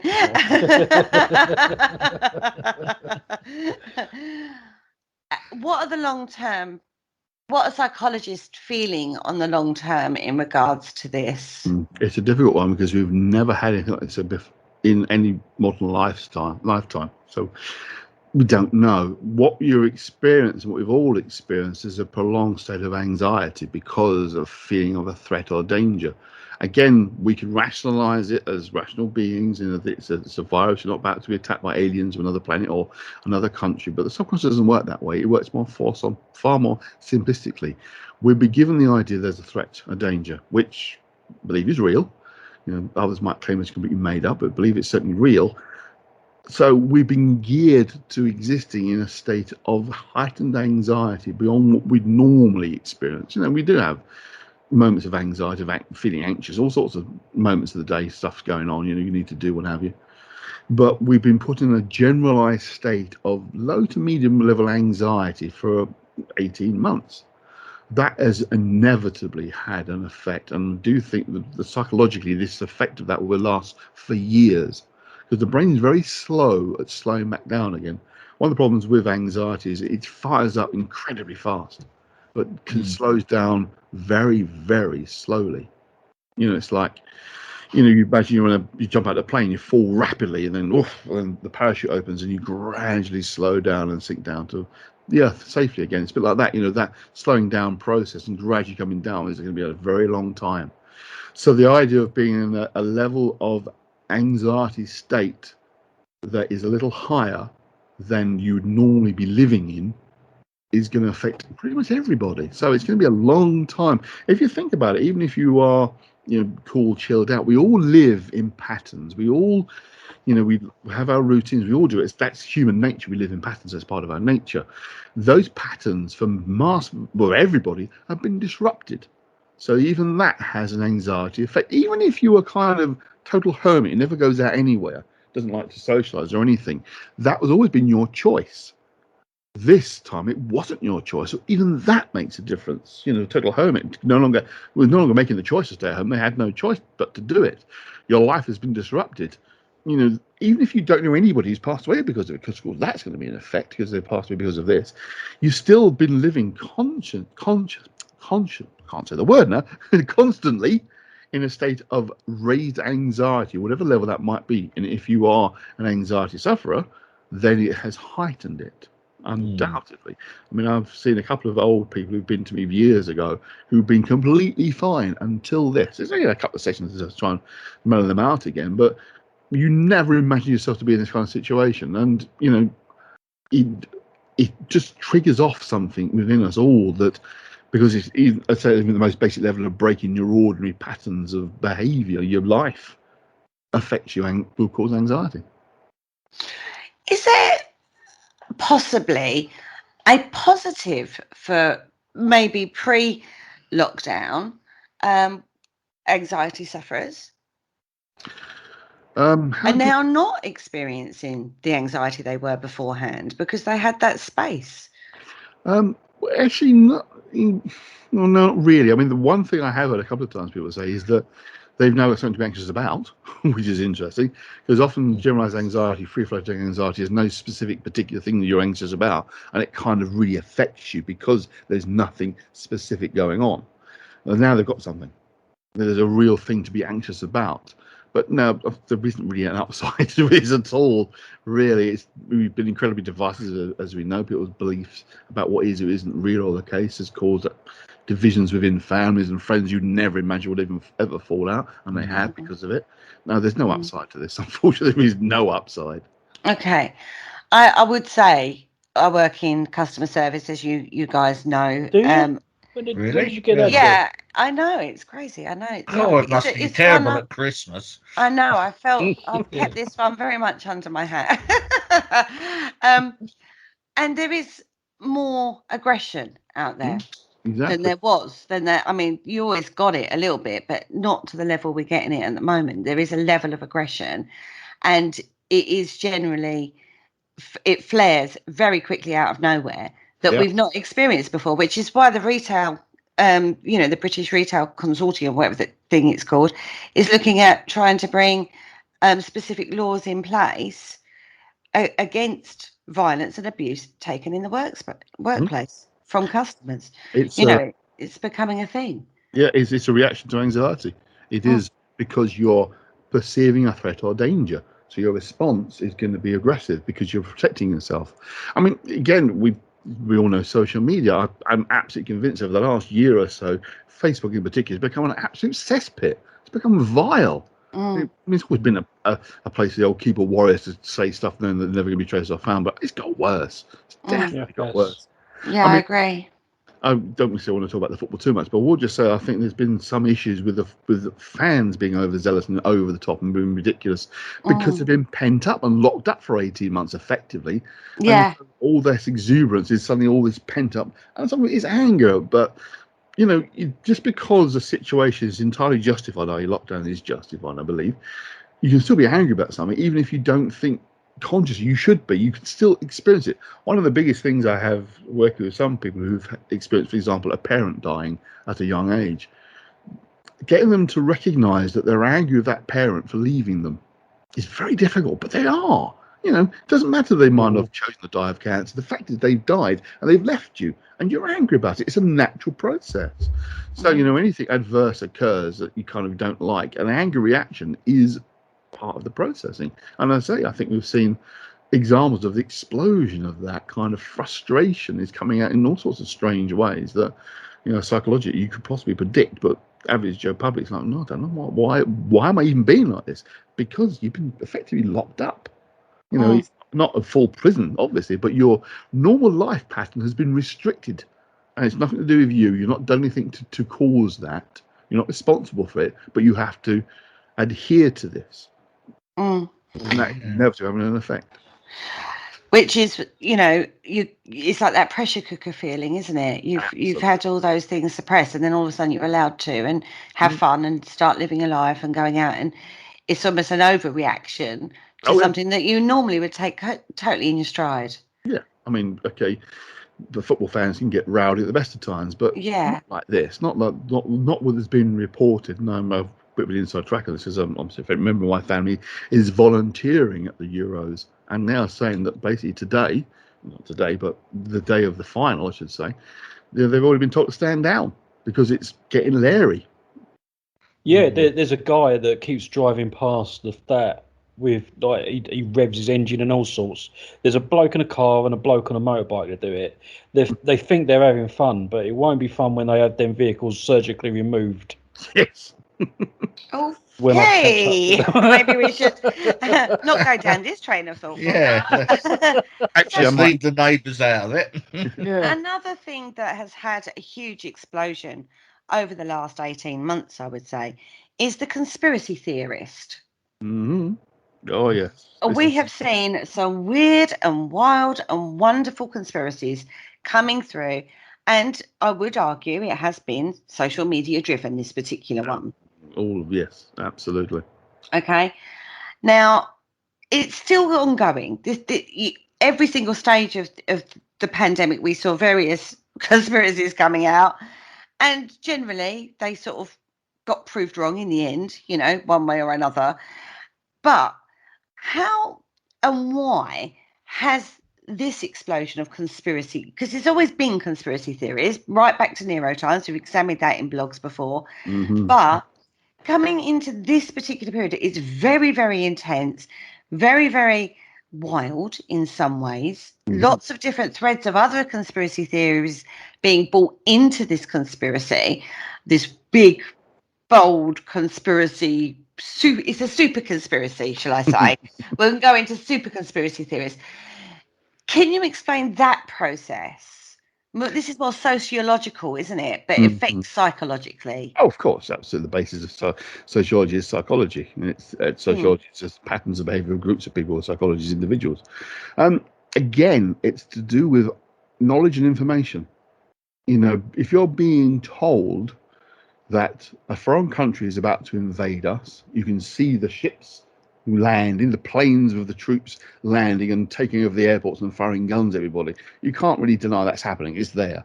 Even if you say, oh, it's only on the media, we'll go near an airport when you get guns firing. That's proof this really is an invasion. Yeah.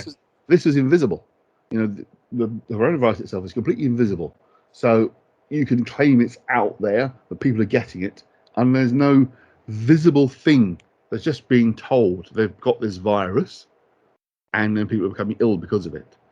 There's nothing to see. There's no way of verifying that's true.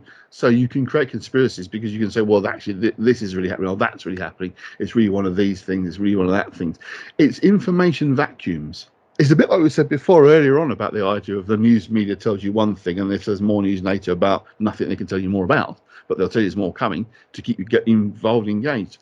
You say, look, there is a virus that has emerged that is definitely virulent. It's spreading around the world. It isn't particularly deadly. It's not, but it will affect most people who get it in one form or another, whether they're mildly ill or it kills them. It exists. It's real. Well, show me it. Well, that person's ill. They weren't before. Well, yeah, I mean, they might have had cancer. You might have injected them with some drug. I don't know you've done that. Well, of course I haven't. I don't know you haven't done that. It's actually radio waves. Well, show me how it's not a virus and it's radio waves. Or show me it's not the virus, it's radio waves. How do you prove which one's the true one? You have to take the word of science and the people who are in the know. And one of the things that unfortunately is the case in our country particularly is we have this weird relationship with knowledge and people who understand stuff and experts. We have this strange idea that we can potentially know better because we read on Google that I know it's right because this strange person on Google told me this on their website. But that scientist who spent 50 years in science, he's got a PhD and a doctorate, he's wrong, and this guy on the internet's right. Now, normally you think, well, obviously the scientist knows what he's talking about. He's studied it for 30 years. But we don't. In this country, and I have to say a bit in America too, we have this kind of almost anti-intellectual approach. Almost as if like they're nerds, they're geeks. They're not cool people because they have this knowledge. It's a weird thing with us. It is more in this country than other parts of Europe, certainly. So it's a whole little mixed bag of different things, and because we couldn't actually, like you say, perceive the threat, other than we got told it was a virus, which is, like you say, you ain't got a clue where it's come from, what it's done, whatever. Because of that, that has bred a massive distrust in the data that we're being shown, the figures that we're being shown. Yeah. It's caused a massive distrust in anything and everything that's being told to us. So now we have like basically a division in society between, and I hasten to add, the woke people who don't believe any of it, think that this is just a way of stripping people of their human rights, and it's I don't quite know what the outcome of that would be, because I don't know what their end. I still don't know what their end their end thing is on that one, or people that are following exactly what the government scientist factor is giving us. Even though this is a constantly evolving and changing situation, because this is something that's never happened in a lot of people, models that we've had from previous pandemics are not, you can't model it. Well, the last one that we had over here was 1918. Exactly. So that's what I mean. Yeah. Science has moved on so fast from that point, really. A strange thing, and it's one of those things you probably can do a whole show on, but it's not really paranormal, is the fact that over the last 40, 50 years, we have seen a real erosion of trust, not just in governments, which we used to trust them, believe it or not, we used to trust them, but science as well. And there's no obvious reason why. Probably the last 20 or so years, I think it's been around long enough now, one of the biggest culprits is this thing that we're using right now, the internet, because it's allowed conspiracy theorists who would normally have sat quietly at home, or the old cliche of mum's basement or whatever, writing the sort of books that get published by very small publishers that probably have only 100 print run. Most of us never see or hear any of this stuff from any of those people. Now there's a massive megaphone in front of them with the internet. You almost can't escape it. Social media is full of it, because it's not, well, to sound regulated, I don't want it to be regulated, but I think there should be equal balance, that if people are going to put stuff up, give us proper sourcing for stuff. Some weird website out there might claim it is not proper sourcing of anything, but yet it's given almost as equal value because it's appeared on the internet.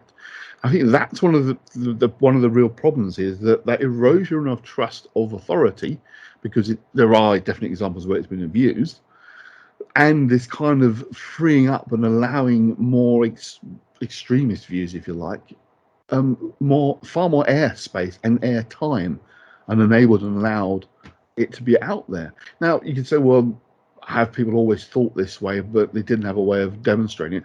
I think partly, yeah. I think some of that is true, but also I think people have been had their eyes open to good stuff that needs to be out there in truth, but also open to total nonsense, and they're being both equally valued, as if they're both valid and provable and demonstrated to be the case. I think that's one of the problems. And we don't like vacuums. We will fill vacuums with all sorts of stuff for the first thing we discover. Now, it might fit with a predisposition to believe a certain thing. It goes back to what I said before about the hypnagogic and sleep paralysis experience. What experience in that state is dependent on what you already believe in. So if you have a propensity to believe that things aren't quite true and people are pulling wool over our eyes, then you're more likely to go down the conspiracy routes and believe those. I mean, a good example is, again, it's to do with personality categorization. We tend to talk about different personality types that we all have. We are pretty much a blank canvas when we're first born, but we have a propensity towards certain kind of people, personality, I should say. Some people are more outgoing than others, for example, and more visible. Some people are more what you might call a maverick personality, who can be a positive maverick. They're the kind of people who would challenge governments that are oppressive and will fight against regimes that were, trying to lead revolutions to free up people from slavery and oppression. But you have the negative maverick, who is a conspiracy theorist. They are the ones who that would like to cause disruption because they get something out of it. They can appear to be the people in the know. The conspiracy theorists know stuff you don't know, because it makes them feel better about themselves because they have this knowledge that you don't have. So that kind of negative personality trait, not necessarily a negative personality, but a trait where you are more of the maverick nomad kind of person who wants to, one way, feel better about themselves, but also get something from causing disruption. They're the kind of people who push these theories, and people they'll pick up on them, they'll read them, particularly if they're like a negative conspiracy, because it starts again playing back on that anxiety idea, that kind of wanting to know what the dangers are around us. And you've got someone saying, there's a threat, there's a danger, and I know what it's about, and listen to me because I can tell you how to get yourself out of this. You want a way out. You're going to kind of follow that sort of thinking, you're going to be led down that kind of path of thinking this guy knows what he's talking about because he's done this, he's done that. But when you try to get them to give evidence of what they're claiming, you can't find it. A classic example, which I often talk about, is David Icke. Now, at different points in David Icke's career, he's told us the moon is artificial and it's a base and it's a hologram. Now, it can't be both. It's either an artificial base, as in constructed, or it is actually a hologram. But at different points in his career, he's made those contradictory claims. So how do you square that? But you put that to the everyday believer, they just go ballistic at you. They will get rude and get quite nasty because it's part of their belief system that they want to, for whatever reason, they want to hold on to. Question the fact that, for example, the guy who lives in the 2-bedroom flat in the Isle of Wight. Now, conservative estimates suggest he's earned between £6 and £8 million over his career as this guru of conspiracy. Where's the money gone? We've talked about this before, I know, but where is it? Either he's got the worst accountant in the world, ripping him off royally, or he's hiding it. But he's got it. Simple maths tell you he's got it. When you take what he charges for his a ticket to see him at Wembley Arena about 10 years ago, he did like 5 nights in a row. It was sold out. He's buried it on Oak Island. Yeah, exactly. Yeah. Before we know, he's amassed millions. There's no way you can't have done. But where is it? That's the kind of thing. It's like conspiracy theorists are building up their reputation and giving this idea, and they've had massive fuel of the pandemic.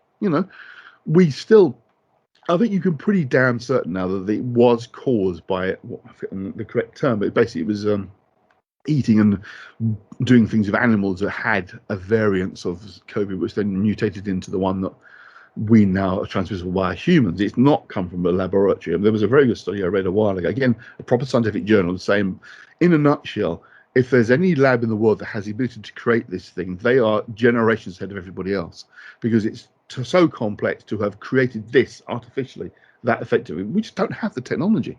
But that doesn't stop conspiracy theorists saying, oh no, there's proof it's made in the Wuhan laboratory. But it's not. There is very, very good evidence of exactly how it's come about. But a conspiracy theorist doesn't want the truth, doesn't want the scientific evidence, because it screws up their theory. And they'd rather keep with their theory because maybe they're getting publicity out of it. People are listening to them. They're getting noticed and noted. And who doesn't want that? If you're that kind of personality, that's what you want, is people to listen to you. And what better than have conspiracy that say, I know the truth of what's really going on, listen to me, and by the way, pay me a few quid for my information, and then you're off, aren't you? And that filters down to memes and then be shared, and then it ends up hitting the wider spectrum, doesn't it? Yeah. Unfortunately, we are getting lazy when it comes to reading, especially because we do tend to read the headline. Yeah. In a couple of lines, and that's it. It's soundbite society. We work by soundbite. That's it. You can have a very good, in the world of politics, you can have a very good idea, a good way forward, but unless you can say it in less than 10 words, no one wants to know. Yeah. The complexity of these things, we'd rather have the simple answers because it's easy to deal with. Again, it's a kind of a human thing that if we are given information about something we don't understand, we reject it. Not because it's wrong, because we don't bother to try and really understand it. We reject something we don't understand. It's a weird thing we'll do. We don't go out and say, well, let's learn more about what this is about. If I don't get it, I don't believe it. True. I mean, I have to say, at this point in time, I kind of feel like I'm living in a Dan Brown novel. Well, maybe the world is. Whereas, there's lots of themes he's brought together to create a fictional story behind, but when you delve into each thread individually, it falls apart. Oh, yeah. Do you know what I mean? And that's how it feels to me at the moment. Various things that I've taken the time to research, because I'm not going to dismiss them. I will go and look into various threads of things. I can't deal with it all in one go. So I take bits and bobs and go, okay, let's go and have a look at this then. Let's see where this, particularly if they're quoting a source that's, it's on the government website. Go and look on the government website.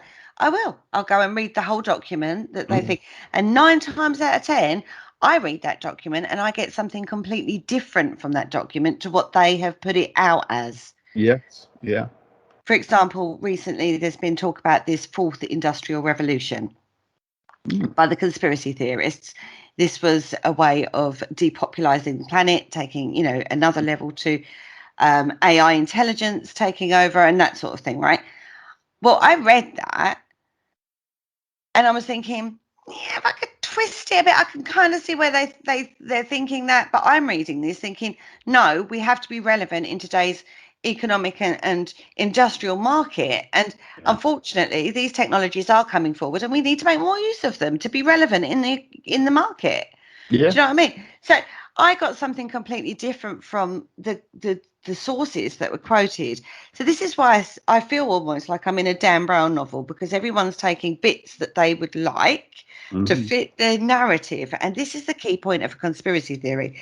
They will take a bit of something that fits their narrative, fits their belief system. Absolutely. And this is why you have to be very, very careful.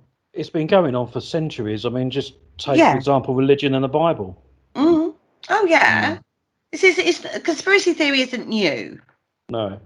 As you said earlier, Kerry, with Nero playing his fiddle whilst Rome burned. Yes. Yeah. But as I say, if you want to know more about that, then you'll have to buy the book of Parasearch, because that particular book is in there, which is available on Amazon, everybody. Just like our brand new book, The Paranormal Concept. Oh, of course. And if you want to talk about past shows, we had Andy talking about Dante, and his book's out there too. but not on Amazon, is it? No, funny enough, you just read my mind. A conspiracy I came across recently was that people like Jeff Bezos and Amazon were actually involved in the fake virus, because they wanted to boost Amazon sales, because of course it all stuck at home. We started buying things on Amazon and their share value's gone through the bloody roof. It's like, that's backward engineering, isn't it, if you think about it? It could have so backfired, because we could have all gone to eBay. Yeah. Well, it's like complete nonsense. But, on one level you think, well, that makes sense, wouldn't it? You make lots more money if you have to all stay at home and order from Amazon. But it's just nonsense. But at one level, it's like, that makes sense, doesn't it? You think about it. Well, hang on a minute. No, come on, that's ridiculous. But you can see the logic of it. And that's how conspiracies tend to work. As you said yourself, they take the bits that fit the theory and dump the rest. If you do that, you can create a classic example of what you would certainly say is a conspiracy theory, which I think is absolutely true, is the assassination of JFK. If you take fragments of what is known, you can build all sorts of culprits who were involved in it. You can blame the mafia or the government, or also what's happening, space aliens. If you take certain bits of the theory, if you take certain bits of the evidence, then you can build your own narrative and story. You can take some of the story of the events and build a very strong case that Oswald did act alone. If you ignore certain areas, it's only if you bring them all in, you're left with the fact that somebody within government had to be involved for certain things to have happened. But if you ignore those bits, you can say, no, it was just Oswald on his own. The classic example, I'm not going to go down the road of this because we've done this before, but, if Oswald acted alone, how did they manage to get the route of the car changed to one that would have been okay with the Special Secret Services to one that was definitely not okay, and it still happened? How would Oswald on his own have done that? That's impossible. How would he have got members of the American military who supplement the Secret Services on the day to stand down? Only someone from basically the central government could do that. He couldn't ring up and pretend to be somebody else and say, we don't want you to provide extra bodies on the day. No one other than someone within government could do that. But yet people say, Oswald did it on his own. That's the thing. If you take parts of a theory, parts of an experience, parts of an event, you can construct all sorts of stories. But if you look at the full picture, then you get a more of a sense of what's actually going on. Especially these don't want you to do that because they want to push their theory and agenda.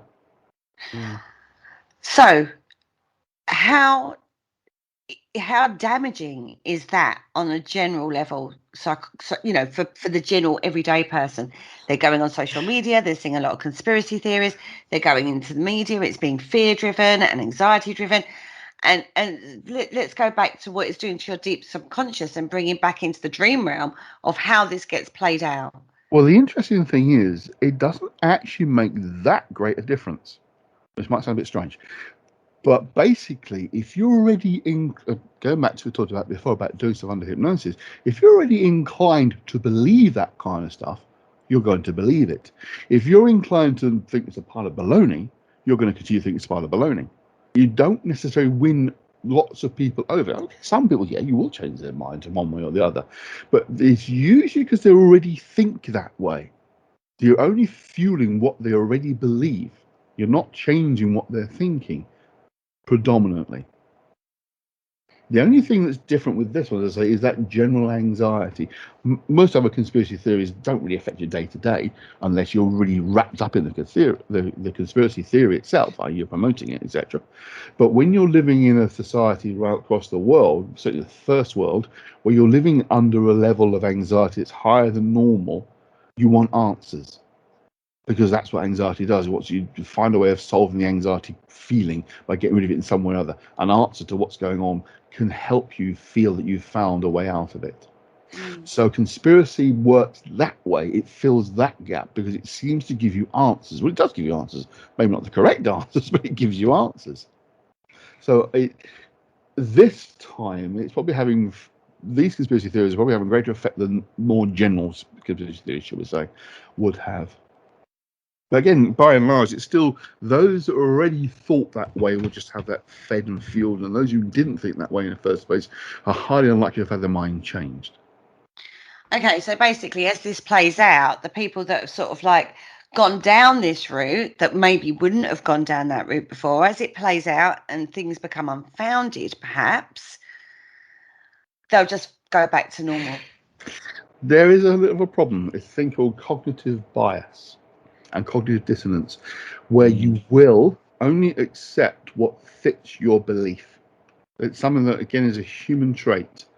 So the chances are you're probably going to be, I say stuck with thinking, but you're probably going to think that way for many years to come because it's already fed into that belief system, that change of approach. But if you one of those things, I've said this before, what seems to be happening a lot at the moment, especially, is if you have a belief about something, someone shows you facts that are contrary to your belief, you tend to retreat into the belief even further rather than question it. Because often that questioning of that belief can go to the core of who you see yourself as being and how you see the world around you. And you don't want to adjust that. If you have a conspiracy theorist, as an example, who has maybe got a bit of notoriety, not made money or anything, but is known now on Facebook or his YouTube channel, and they discover that there's concrete proof that what they're theorizing about is completely wrong, they're not going to accept that. They're not going to say, oh, yeah, I want to come on my YouTube channel. Yeah, guys, I got this totally wrong. It isn't true. I'm closing down my channel now, and that's the end of it. That won't happen. You can guarantee they will retreat further. Oh, this conspiracy is deeper and worse than I thought. They're trying to fake evidence now to prove this conspiracy is not true. But we know it is true. We've got to stay with the cause. This is fake evidence, fake news, as they call it. That's what will happen, isn't it? Yeah. And that's the problem. Yeah. That is part of the problem. The whole notion of fake news isn't news. It's just fake. But we tend to conflate those two ideas together, like someone's presenting. The worst term is alternate facts. What the hell is an alternate fact? A fact is a fact or it's not a fact. But these people come up with alternate facts. There's another way of saying fake news. It's now fed into those who are of that mindset. They've got fuel for it now. They've got new language for it. Alternate facts. So we've kind of learned throughout this show, can't trust your mind. No. Because it's doing all weird and wonderful things in the background. You can't trust media because they will feed a narrative that supports their listener base, the same as a TV show. You watch a paranormal TV show going back into the paranormal because it's a paranormal channel. Yeah. You can't trust that they've got activity every time they've gone out. Everybody, just I know it's a spoiler for some, but you know it's a fact. There's a lot of things you can't trust in this. You can't trust yourself. You can't trust the media. You can't trust your friends because they may be feeding a different narrative to themselves. You can't trust documents you see on the internet because they could have come from anywhere. Yeah. You could get made from anywhere. Let's be honest. You can't trust a lot of things. We have got a massive. You wonder where distrust comes from. It's being put into your face all the time, right? Yeah, it is. Manipulations. It's always existed, of course, but it's got worse. It really has got worse. The other thing to say with information is multiple sources. Just, if someone's making stuff up, it tends to only come from one or two sources. If you start, you can basically Google something, but you check 10 different sources telling you roughly the same thing, and if they're like news media from different countries, news media from different parts of the world are telling you basically the same thing, there's a chance it's possibly true.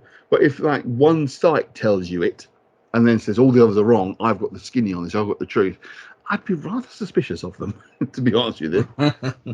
Because the news itself, it's the old thing, is do media create the news or report the news? As if that's an either or situation. Of course, it's both together. They're blended in together. They don't necessarily create the news, but they decide what's relevant and what's important. All news is manipulated media. If you think about it, even down to the order of what they tell you, what story they consider is more important than that story. They've decided that, and you haven't. What's headline news is not decided by you, it's decided by the editor. It strikes me very much a bit like, like years ago when map makers, cartographers used to put in extra roads that didn't exist to see who would nick their work. Yeah. It almost strikes me a bit like that with the media. They're like, we'll make this up and see who goes with that. But, that kind of thing goes on. This isn't by accident. People do deliberately create false narratives on purpose just to see what effect it has, as well as obviously finding ways to make money out of it. So not only are we living in a Dan Brown novel, we're also living in a Derren Brown experience. It's the Matrix. Yeah, everything oh my over again. goodness.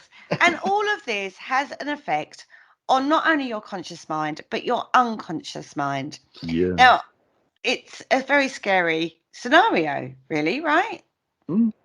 So no wonder people are having strange, weird, wonderful dreams that they are trying to explain by a generic book. Yes. Which I'm not going to give the answers because it can't. Exactly, because there's too many influences and too many experiences that you have that influence what you lay down and experience when you're in the sleep side of things. Yes. It's a fascinating world, and gosh, we could talk about this for quite a long time and going down different avenues and different sides of things, because it's just how amazing to me how it all plays out and ties together, and it's just absolutely fascinating. Right, Andy, let's talk about you. Okay. Let's talk all about you. Now, you are an author. You have several books out there at the moment. Yes. Absolutely fantastic achievement. For the listeners who love your work and have listened to today's show, where can they find and what kind of things have you written about, and where can they find those books? Yes, I've got a number of books out. My most recently released is the second edition of my book on runes called Runa, which is with Troy Books, troybooks.co.uk, which you can get from Troy Books. My book on Dante's Inferno, the occult aspects of which you mentioned earlier in the show, is with Three Hands Press in America. Three Hands Press have also got the second edition of Liber Corons on my book on Enochian magic, which hopefully will be out sometime next year, as will my book on the Citra Acra, which is the dark side of the Kabbalah, which will be out with them next year too. But my probably best known for is the Wiki Shore Decay book on Victorian witchcraft, a collection of witchcraft spells and charms from the Victorian age from folklore books, which I compiled, which was published again by Three Hands Press, which is also out there in the world. And I'm working on a couple of new books, one of which is a kind of collection of spells and the like, similar to the Wiki Shore Decay, but also a book on strange anomalies and phenomena. When I was researching the Wiki Shore Decay, I was reading a lot of Victorian folklore books, and in amongst all the spells and descriptions of how to tackle witchcraft, descriptions of very strange phenomena I mean, really strange stuff, not just ghosts, but weird stuff. High strangers, as we like to call it on the other show I do with my friend Steve Ward. Moments of high strangers. And I thought it'd be nice to compile those together into a book. So that's one I'm working on, but that's more of a long-term project, as I like to get out to visit some of the sites. Some of them that I'll be talking about are in the UK, and I like to actually wander around myself. But yeah, so I've got quite a bit going on with the writing at the moment, so it's keeping me quite busy. It most certainly is. And you mentioned your other show. It's called High Strangeness with Mr. Steve Ward here on PA UK, along with plenty of other paranormal, ufology, cryptozoology, in fact, anything you can think of to do with the weird and wonderful here on this particular channel. Boys, last words from you guys. Great show. I didn't really have to say a lot in that.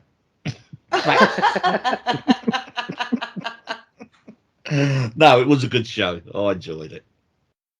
And of course, don't forget our book, The Paranormal Concept Extra, and the one that Kerry mentioned earlier, both on our website, paranormalconcept.com. Plenty of blogs to read, and actually if you go and read the latest blog from myself, you will also find out the weird and wonderful thing that happens between 3 and 4 o'clock in the morning. It's not just the witching hour. On that note, we're going to say goodbye. Thank you so much, Andy, for joining us again. Absolutely fascinating discussion as always. I really enjoyed it. So did I, actually, guys. I don't know about you two, but I learned an awful lot. Yeah, absolutely fascinating. On that note, we will be back with you next week with another fantastic paranormal podcast from the Paranormal Concept Show. On that note, say goodbye, guys. Goodbye, guys. Bye, guys.